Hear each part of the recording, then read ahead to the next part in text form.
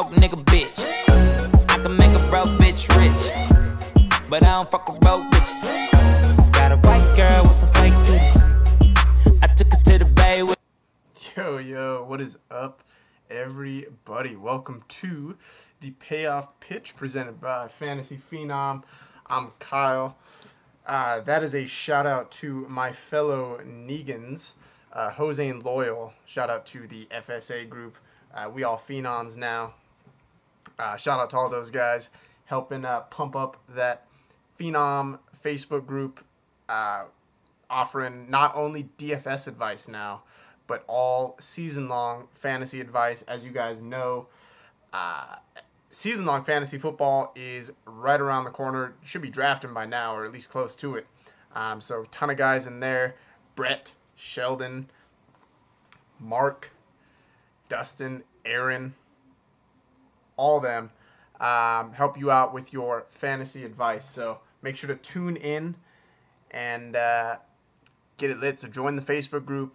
Of course, obviously, that's where all that free content is. If you guys are looking for the paid DFS content, you guys know where to go. That link down below. But good night over here at the Phenom again. Talked about Adam Conley last night with that matchup. I'm telling you guys, all these pitchers right now, it's matchup based. It's all matchup based at this point. Adam Conley by far had probably one of the best matchups on the slate in terms of strikeout percentage. The Mets are a bottom 3 team in the league in WOBA, striking out a shitload. So, liked a lot about Adam Conley, and if you paid down today and got Adam Conley, you were looking good. Blake Snell had a really nice game as well. Kenta Maeda took a perfect game into the 6th inning and then proceeded to get absolutely destroyed. Justin Verlander pitched his heart out. That was a nice game. And then that twin stack, man, posted that in River today, that twin stack, Dozier, Jimenez in every single line. Lit, single-handedly carried me to the cash line with room to spare today. So, again, great day with the Phenom. Shout out to John, placed second in a arcade GPP. So, Dan and those guys over in the arcade room are keeping things held down. And then, of course, our other winners, let me pull them up right now. We had Elmer, not only win in golf, he won in NFL and MLB today. We had Kalart win and Jason win. Both of them more than quintupled their buy-ins. So it was a really nice day for Phenoms. Good way to end the week or start it, depending on how you view your Sundays. I like to think of it as the end of the week. A lot of people view it as the start of theirs. So we got 8 games on tap for you tomorrow. 8 games on deck. Let's break them down. Looking at Minnesota and Chicago. I don't know if we have the for sure Game 1 starters here. I do have Carlos Rodon. It looks like it's going to be Dylan G, but not 100% sure. What's up, Tone? Not 100% sure on the Minnesota starter. So we'll be looking at that. That is on the all-day early slate, or all-day slate only, I should say. They obviously have a doubleheader. I do not believe that one is on either FanDuel or DraftKings slate. Let me double-check, though. 7 games. Negative. That game is not on. So we're only going to get the first game of the doubleheader, and that's only in the all-day slate if you want to play it. You guys know I don't really play those, so feel free to if you'd like. Carlos Rodon has been pitching really, really well of late. He's had tough opponents, and he has not really faltered. Over his last 30 days, he has a swinging strike percentage of 10.3%, a BABIP of 3.41. So he is getting even a little bit unlucky.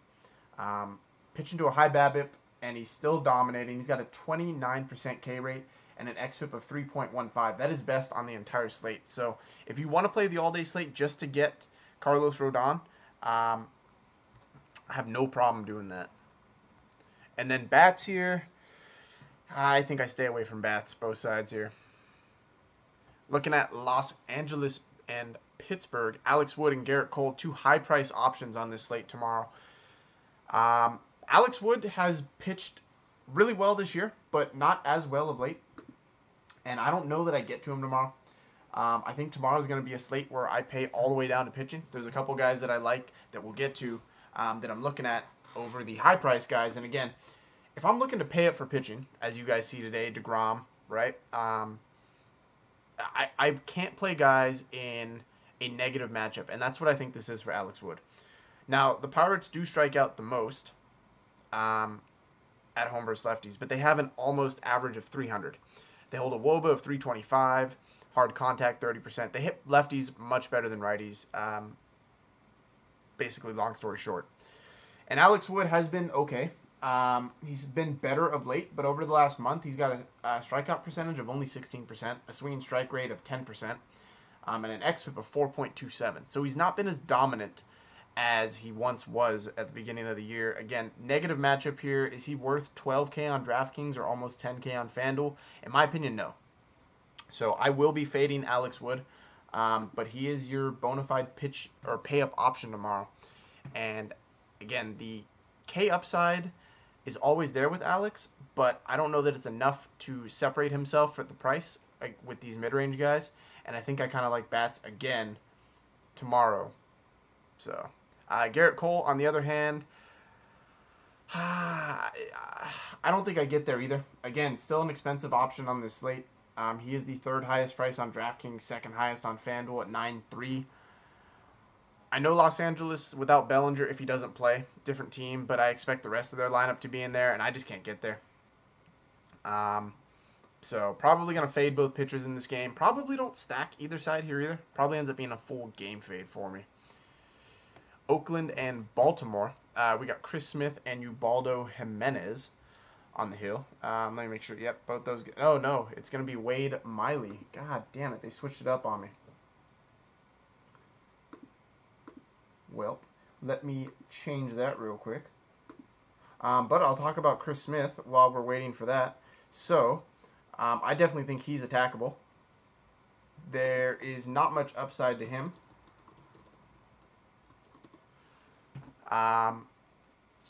He's been bad. Baltimore is hot right now, and home versus righty, they have a 258 ISO, a 405 WOBA, and a home run per fly ball rate of 20%. You talk about a guy that's given up a home run per 9 of over 3. I see a lot of home run upside here as these sheets update for Wade Miley. So I definitely like some Baltimore bats tomorrow. Tim Beckham, Manny Machado, Jonathan Scope, Adam Jones, Trey Mancini. I can go on. A lot of bats in play. Chris Davis. So definitely like me some Baltimore bats against Chris Smith. And then Oakland, not going to play them on the road versus a lefty. You guys know that they are bad in this situation. Just can't get there. So going to fade some fade some Oakland tomorrow. I don't know that I pitched Miley. He's been pitching well of late, but I don't know that I get there. So, but he's a payish down option. Arizona and New York, we have Robert Gsellman, and Taijuan Walker. Both these, yep, this is the right starters. I see upside in Taijuan Walker. I don't see upside in Gsellman. So I probably will have some shares of Walker. I think he is a pay down option tomorrow. He is cheap at cheap-ish, 7.1 and 7.8. I guess he's more mid-range. Again, another guy that no numbers really scream to play. He's got a strikeout rate over the last 30 of 22% with a swinging strike rate of only 6. So you've already seen that number kind of dip. It's gone from 22 to 15 in his last 14. So numbers are definitely already dipping. That swinging strike rate indicates a strikeout rate closer to 15%, not 22, which is where you see it right now. But the Mets are a positive K matchup. Mentioned that they're a bottom 3 team in WOBA over the last 7 days and a strikeout rate of 23%. So definitely some K upside here. The Mets have a depleted lineup. They've obviously traded pretty much all of their bats. They got a ton of inexperienced guys at this point. So I'm on it, man. I definitely like some Taijuan Walker tomorrow. I'm sorry, I lost my train of thought there. And then do I stack against Robert Gsellman? I don't know, man. I don't know that I can do it. Arizona just, again, they're not good on the road. and that's what kills me. I probably can't stack him 4 or 3 deep, maybe a 2-man. Jake Lamb's got to get a look. Probably JD Martinez if he plays, but I don't think I'd go 3 or 4 deep here. Next, we got Boston and Cleveland, Eduardo Rodriguez and Mike Clevenger. Eddie has been playing really, really well of late since he came back off the DL. Obviously, that rough first start. Yo, what's up, Curtis? Rough first start, but he's looking good now. And then Mike Clevenger, he's kind of getting back to form. He's got an xFIP over his last 3 starts of 3.076. So definitely looking more like the Mike Clevenger that we saw early. I could definitely see this being a pitching duel. Boston has been absolute trash on the road in the last month. So although they have been better of late, they obviously just took the series versus New York. Definitely holding it down solo. Yes, sir. Mike is not on the show tonight. He won't make it. But I got all y'all to keep me company. So I could see this being a pitching duel, really. I hate playing Cleveland versus lefties. So I don't know that I throw Eddie. That 62% fly ball rate really does concern me. I think he's probably getting a little lucky. Let's see what his BABIP is in these last 14 days. I bet you it's not good. It is, yeah, look at that, 323. So, actually, wow, that's actually higher than I expected. I figured it'd be lower. Well, he's definitely getting a little lucky. Or unlucky, I should say, and he's pitching well. So, I don't know. Again, the fly ball and hard contact really scared me away from him. And I just don't think that Cleveland's a positive K matchup. And same with Clevenger. Boston just doesn't really strike out. Kyle, go to George and say, what's up, big head? Man, George got me blocked on everything. That fool got me blocked everywhere. You are right. Boston is striking out more. They definitely do have a strikeout rate of 23% in the last 7. Good look, Curtis. So I could see Clevenger. Again, that 34% K rate is nice. So again, we're seeing the Clevenger of late. And the nice thing about Clevenger is he is cutting down on the walks, if I'm not mistaken. Let me make sure I'm not giving alternative facts. Mike Clevenger. Yeah, over the last 10 or over his last start, well, walk percent, it's trending downward. It's gone from 12 down to 10, so it's trending in the right direction. If he could get it down to like 6 or 7, that'd be ideal. But Boston is a relatively patient team, at least season speaking. But the strikeout rate over the last 7, they're not exactly hot, so I could see it. Clevenger, I could see the play being there as well. Probably a guy that nobody's going to be on either. Snell today was fire. Yo, Snell was fire. Him and Conley. If you paired those two, I don't even think you needed to, really, to get the bats. But fading DeGrom was a win. Again, it's just my thing, man. I really, really, really hate paying up for pitching, especially this time of year, man. I just think everything is matchup based. I really do. So, we got Seattle and Atlanta. Andrew Albers making his second start, and Mike Foltynewicz. Yo, Mike Foltynewicz is getting mad unlucky right now. Over his last 30 days, he has a BABIP of 400. What that means is balls batted against him that end up in play are hitting an average of 400. So 4 out of 10 balls hit in play are end up as hits. That is extremely high. Over his last 14 days, it's almost 500.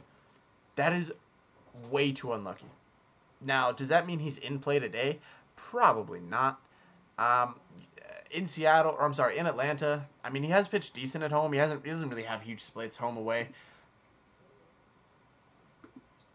Yo, what's up, Mike? Appreciate it, sir. On point with the pitching. Appreciate it, sir. Definitely put in the research to hopefully get you guys the good plays. What's up, Christian? I'm torn on Folty. Let me say that.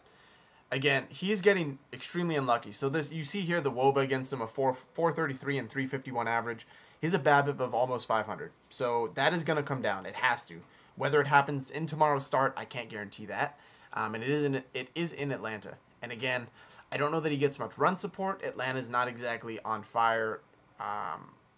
Well, they've hit well the past 2 games, but I don't know. I'm still not buying their hot streak. So I could see Folty being in play. Again, this pitching slate is rough. It really is. I hate the pay-up options. I hate them. I'm not pitching Wood. I'm not pitching Hamels. I'm not pitching Cole. So you're going to have to look mid-range or pay down, and that's where I'm looking. Folty has to make the player pool by default. And Seattle, let me see what they're doing their last 7. I want to make sure I got these numbers. Mariners. Mariners are middle of the pack. They're not striking out a ton, only 16%. 17% in their last 14. So, I don't know. I could see it. I could see it. They're not exactly tearing the cover off the ball. Their ISO's only 180. So, again, nothing huge, but it's decent enough. And then, as I mentioned, Texas, LA. Last 2 games on the slate, Texas, LA, and Milwaukee, San Fran. I'm not pitching Cole Hamels. He's been pitching well of late, but LA is mad hot right now. They are a top 10 team, if I'm not mistaken. Where are they at? I just had them. No, but they're not striking out. They have a 275 ISO. 275 ISO in the last 7 days. That is good for 3rd best on the entire slate. Now, that helps with being in Camden Yards. Now going back to LA, a little bit of a park downshift, but their bats are swinging. The bats are swinging right now. Simmons, Trout is on fire. Valbuena probably doesn't play versus lefty. I don't like that play anyway. Calhoun. Yeah, I can't get on Hamels, man. I don't know. The other thing is his price, right? If you're on DraftKings or FanDuel for that matter, I think the question you have to ask yourself, and Mike drives this point home all the time, is his price worthy of the play to the point where he significantly outscores the field? And I can't say that with confidence tomorrow. He's 11-6 on DraftKings. Is Cole Hamels right now worth 11-6? And the answer to me is no. LA doesn't strike out. Cole Hamels has a strikeout rate of 16% on the year, 16.5 in his last 14. So he is what he is. I just don't see enough upside here. Maybe he has a safe floor. If LA, doesn't hit well, maybe he has a safe floor. Maybe he goes 6-7 innings and gets 4 strikeouts. But I don't see a high upside game, and for that price, I need that. And so if I'm really gonna pay up, I'm going Alex Wood. I think he has better K stuff than Camels, but again, it is DFS. Anything can happen, so I could be wrong, but he ain't worth that much. So I'm with you, man. And Tyler Skaggs. All right, so this is a guy I really like tomorrow. I really like Skaggs. So Texas on the road versus lefties. They do have a high average against 338, but their ISO is only 138. That's pretty bad. Their fly ball rate is only 25%, which makes sense why their ISO is so bad. And their strikeout rate is 24%. So Skaggs poses a ton of K upside for being cheap on the slate. Over his last 30 days, he has a 22% K rate and an XFIP of 4.08. So his XFIP's a little higher than I'd like it, but you're not paying for a high-priced guy. He's 6'6" on FanDuel and 6'7" on DK. It is a negative park shift for Texas. We know that they are so much better at home. And so I could see Skaggs going out and pitching well tomorrow. If I'm picking between pitchers in this game, I really think Skaggs could have the higher... I think Skaggs could get more points than Hamels. I really do. Just on strikeouts alone. He has better strikeout stuff. Texas strikes out a ton more than LA. And Texas is, although the hottest team, a bad road team, whereas LA is not exactly a terrible home team. They may not crush Hamels for home runs. His fly ball rate is still relatively low. But I just don't see Hamels going deep or outscoring significantly. So I think Skaggs is a play from this game. And then Milwaukee and San Fran. So recency bias, maybe. But Chris Stratton, there's a narrative behind this. He is pitching for a spot in this rotation next year, and it is well documented. Bruce Bochy has come out. He said that, he knows the season's over. And so he's giving guys a shot. And Chris Stratton is one of those guys. He possesses K upside. And he does a... Skaggs was placed on the bereavement list Friday. Was he really? Is he not pitching tomorrow? No, I think he's back, Mike. MLB.com has him back tomorrow. I hope he's back.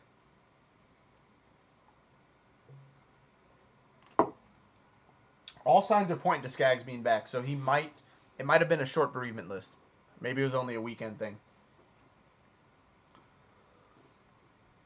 And so, okay, with Chris Stratton, right?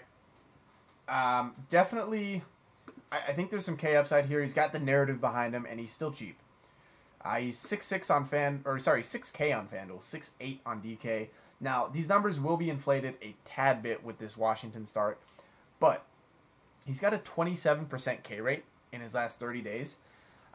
He has a 25% hard contact rate, which is beautiful. Love that. You see here he doesn't give up home runs. He's given a .3 home run per 9 on the year versus a Milwaukee team that pretty much that's all they do is hit home runs. So if he can neutralize Milwaukee's power, there is a ton of upside here. Now, their WOBA is awful, 294. Their strikeout rate, 29% on the road versus righties. And AT&T Park, this can crush Milwaukee's hot streak, just like Amanda did in high school for me, right? I wrote that in that write-up, by the way. Fuck her mom. I hate her mom. But I think Milwaukee can get shut down tomorrow. They played well in Coors, but they really didn't have an offensive outburst. I mean, they put up 8 runs, but in the Coors, for an outburst, a hot team, you're definitely looking for, from a hot team, 10, 11, 12 runs, and they didn't do that. So we know they're home run or nothing. They're facing a guy that's not giving up home runs, and he has strikeout upside. So I like this play a lot. I really think Stratton, and shout out to Chris Barth, man. Me and him were talking earlier, and he's like, yo, I hadn't checked the slate. He's like, yo, check Chris Stratton. I was like, I got you. So after doing my own research, and to boot, his BABIP is high. He's got an almost 400 BABIP in the last 30 days, which means, again, 4 out of 10 balls in play are going for hits. Your average is typically 300. So he's getting unlucky and still pitching this well. So if he gets the strikeouts, man, and limiting these home runs, I see a really, really nice play here. And that's what I was talking about when we opened. I really can see myself pitching 2 paydown guys tomorrow on DraftKings or Stratton or Skaggs on FanDuel and getting bats. But I don't know that you'll actually need it. That's the problem. Tomorrow may be a slate where you leave salary on the table. If I'm looking here, right, do I want to stack Boston or Cleveland? Probably not. San Francisco, probably not. I don't want to stack Texas against Skaggs because I'm looking to pitch them. LA's not expensive. Seattle against Folty, maybe. Atlanta's not expensive versus Andrew Albers. Arizona, it sucks on the road. I don't know if I stack there. New York's not expensive against Walker. I was looking there. Baltimore's probably your most expensive stack, but I think you get them in comfortably, even if you pitch like a Wood and a Stratton. So I don't know that there's really a need to pay down tomorrow. So it very well could be a really, really contrarian style of play tomorrow to go down at 2 pitchers. And leave salary on the table. We know in baseball that salary doesn't mean shit. A 5K guy can get 0 points, where a 2K guy can get 25. So salary really means nothing in baseball. It's based on consistency, right? But any player can go off on any night. And so tomorrow may be a slate where you leave salary on the table. And I think that's true. Canton Pick'em. That is true. You're going to have to find someone to pay up for. So, by the way, that Pick'em mode is fire. I love Pick'em. And you know what? You guys will all understand this because you do the same shit I do. If you're sitting there, right, and you're researching for an entire slate like we do on a daily basis, and then you go into Pick'em where the player pool is made for you, your research is already done, and you know out of the select players which ones you like. Whereas a lot of these guys are coming into Pick'em because they didn't research or they want it easy, and they're like, oh, DraftKings made the player pool for me. I just got to spend 2 minutes and find, I'm going to pick on name recognition. A guy like Mike Trout is always going to be chalk in that tier 1 price. He may not even be a good play that day. Now, that's not saying he isn't tomorrow, but you get my point. And that's true, man. It's not filling up. So I think this is the time to exploit it. Really, for guys like us that research for an entire slate, this is it, man. We can really make some bank on these pick'em games. We really, really can. And I'm so excited to come with football, man. I really am. Football is going to be amazing with this because you're going to get even more guys that have no idea what they're doing, and they're obsessive gamblers, but they're not smart gamblers, and they're gonna come in and they're going to look at the pick'ems, and they're going to have players picked for them, and they just have to pick between 6 guys, and they're just going to throw lineups in, not knowing anything, not knowing matchups, Vegas, any of that. That's where we have a huge advantage in pick'em. We really do, the guys that research every day. So I encourage you, if you have not tried pick'em yet, do it. Do it, do it, do it. So, rant over. But yeah, that is where I am at on tomorrow's slate. Of course, like I said in the beginning, join that Facebook group, man. It is now lit again. Shout out to the Negans. The Negans is what if you guys know Walking Dead, you'll know who Negan is. But they're a group of us. We're having some fun in there, man. So definitely having fun. Join that Facebook group. Now it's lit with season-long advice, all that. And, of course, if you want, of course, the sheets for DFS, all the paid content, you know how to get that down below. Free 7-day trial included. So no strings attached. Check it out. But yeah, that is where we are at, guys. And have a wonderful and profitable Monday. Look forward to seeing those winnings again. Let me know if you guys post your winnings, man. If you guys make some bank, let me know. I'll shout you guys out on Twitter. Y'all deserve some recognition. So appreciate it. Have a wonderful night, and we'll be back tomorrow.